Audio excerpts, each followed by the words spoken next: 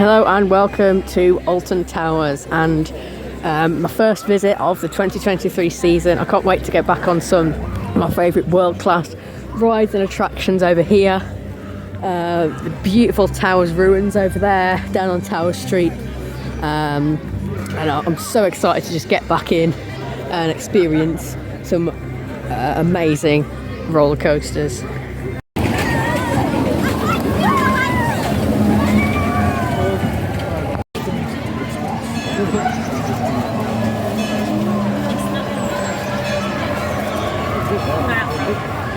So I've just come off of Runaway Mine Train, the Mack Rides powered coaster. It's definitely a really good family coaster. Even getting some force as you come through the tunnel and on the helix. And it always takes me by surprise how fast it feels as the wind comes in your face. And yeah, it's really, really good coaster. And it's also nice to see it looking very vibrant with these bright colours on the front, and the signs all been freshened up. It's looking really good on this. It's definitely one of my favourite family coasters. It's just, yeah, it's quite forceful, and it's surprisingly, and quite fast. After buying the property, it's up for sale. Yes. Oh.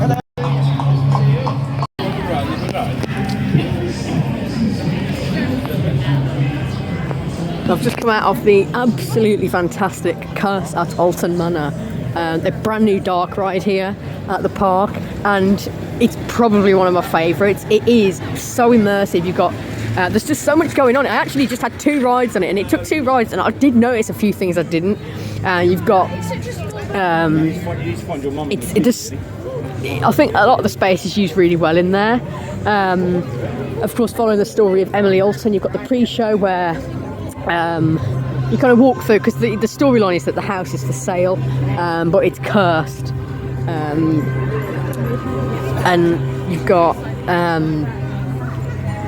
sort of the first room, then you go into the pre-show where you've got the doll's house, and it's all sort of projection maps in there, and it's the story of Emily Alton, and as she was left abandoned in the attic, as she wasn't invited to the party, and then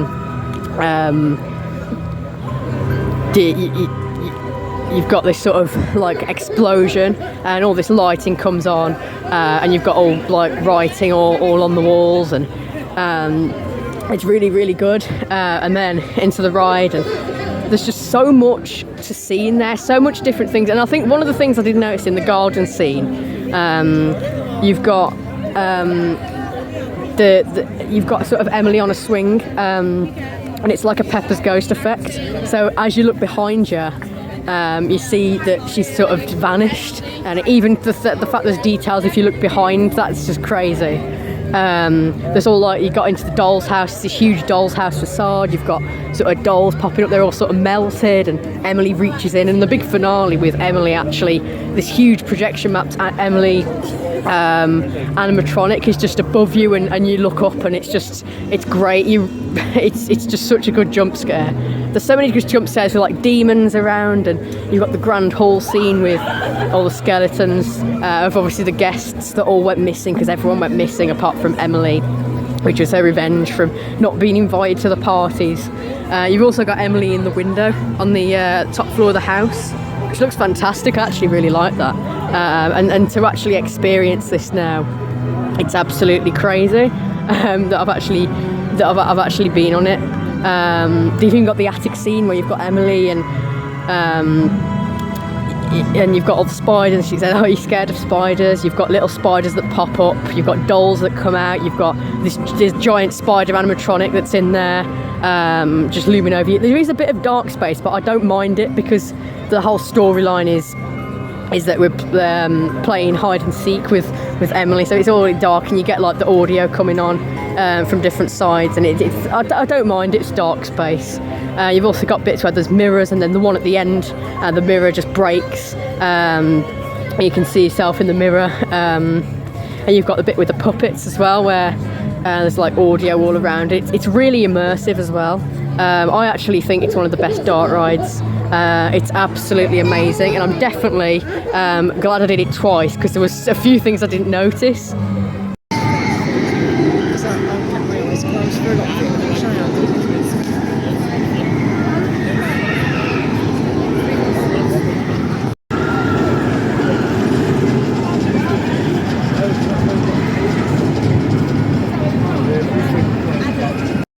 They've just come off of the Smiler, the Gerstlauer Infinity Coaster, still holding the world record for the most inversions with 14. I actually probably had one of my best rides on this. I was on the front row, it was running really, really smooth, really feeling that breeze, and the airtime hills are absolutely fantastic.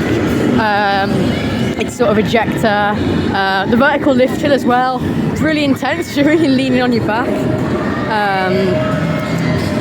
Of course, you've got the inversion in indoors where you've got the sort of hang time. You really do feel the hang time, and yeah, it's absolutely fantastic, and especially how well it's riding on the front row. Yeah, I really enjoyed it. Even the Cobra roll and the last two inversions weren't that rough. So yeah, fantastic ride on the Smiler. I think it's riding smoother and better than ever.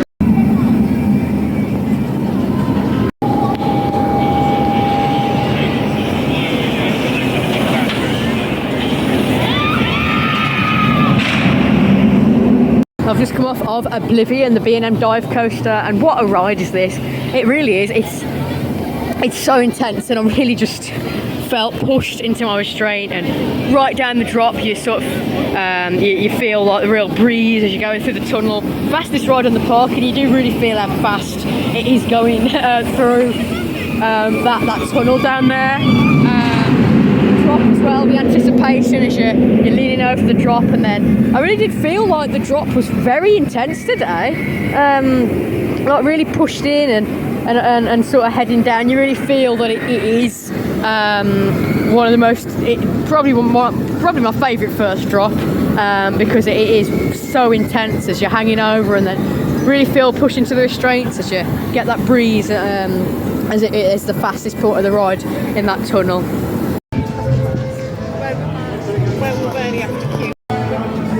I've just come off of Gangster Granny the ride, which was a nice dark ride put in a few years ago.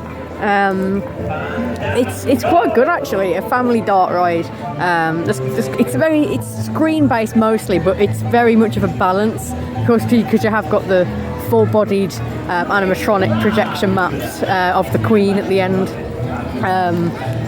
There's a couple of sort of jump scares in it, like when you blow up the vault door, and also the big cannon at the end where the Queen suspects that the riders have actually stolen the crown, because there's a good illusion in there where the crown actually disappears, and of course she suspects us because Ben and Granny are on the screen, and they run away, so we're the only people there. It's really good. You've got a sort of area where the orb is stolen, and then all the alarms go off, and you've got all the sort of beefeaters chasing you down. You jump into the River Thames, you've got the boat, which is nicely projection. There's even some bubbles in that bit as well, and the underwater themed where they're swimming through past a ship, just after they've jumped into the Thames, where it's like on a screen. So there's some really good special effects in there. You've even got the first scene where you're actually entering in, and the portrait of the Queen folds open. You've got Ben and Granny behind there, and you've got the second scene where you're going down. It's all screen based on that bit, where you're going down into the vaults, and it's all the sort of on ropes and coming down through into the vaults, and then you're into the vaults, so you blow up the vault door. So it's a really good fun dark ride. It's a good family one, and it's definitely one I try to do, because there's quite a few different scenes, and it's not all screen based. There's a lot of physical set pieces in there as well. I've just been on 13, which is the Intamin multi-dimensional coaster. It's 13 years old this year, so it's celebrating a bit of an anniversary. It's actually a really good fun family coaster. The first drop is fantastic because I was on the second car, so near the front, so I've got some great hang time on there, and sort of pushed into the restraint because it's quite a steep drop, and it's a lap bar as well, so you're quite free. The layout's very smooth. I even got a bit of air time on the first air time hill as well, which is great.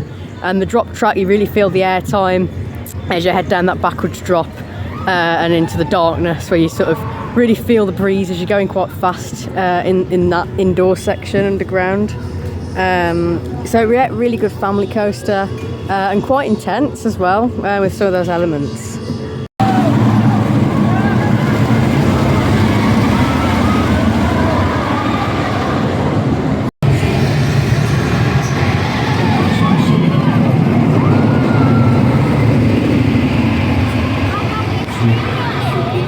I've just come off Wicker Man, the GCI wooden coaster. That was riding really well. Yeah, it was a little bit like jolty and sort of, but it was very consistently sort of rattly around there. It felt very fast, really, really good. It never really loses speed, and that's what I absolutely love about it. It just keeps going, and a good speed. There's a good layout on there.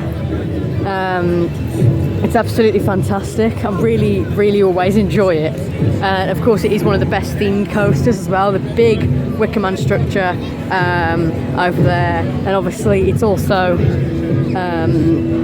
got the pre-show as well with the actual projection mapped Wicker Man face that transitions from the face into the sort of ram head. And you've got the pre-show with the elders, and the gift you've got to present them with is you.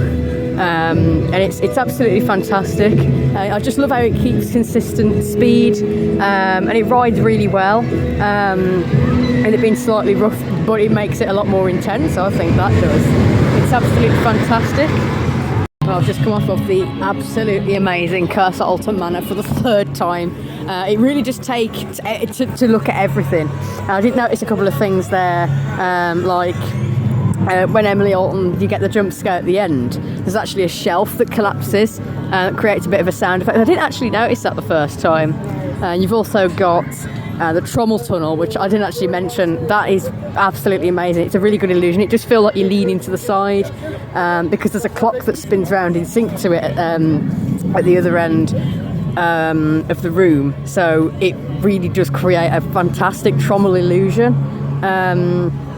And yeah, it's great to get back on it for a third time and to just see all the little details that I possibly might not have noticed. Like I do like how you get sort of shrunk down into the doll's house. You've got all the big dolls popping their heads up, and yeah, it's really good. It's scary, but it's fun. It's actually really good fun. It's definitely re-rideable. That's why I've been on it 3 times today, just to take every small detail in.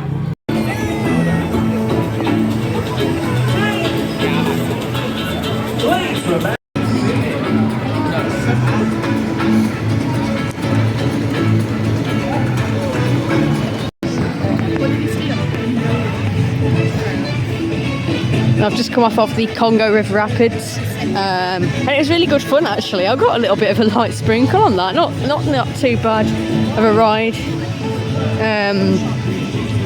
Also the drops on there are actually quite intense because some of you don't see coming, and then obviously you get sort of a little bit of a splash, and I actually got quite lucky on that. I got a little bit wet, so definitely one of the best rides I've had on it. And it's great to come back on it and it actually get a bit wet on it as well. Well, I'm now just leaving Alton Towers. It's been fantastic today, getting on a lot of my favourite roller coasters, and the Curse at Alton Manor new dark ride, and it is absolutely fantastic. It's just, there's so many details in there. It's really, really good. I've got 3 rides on it. I've been really lucky, I think. All of the coasters were riding really good. I think I've managed to get on quite a bit, and it's absolutely fantastic to be back and to experience all of these world-class attractions. And I actually did buy the Alton Towers resin of the Towers ruins. It's really good. It's a good size. And it's also a nice collectible bit of merch to get from this visit to Alton Towers.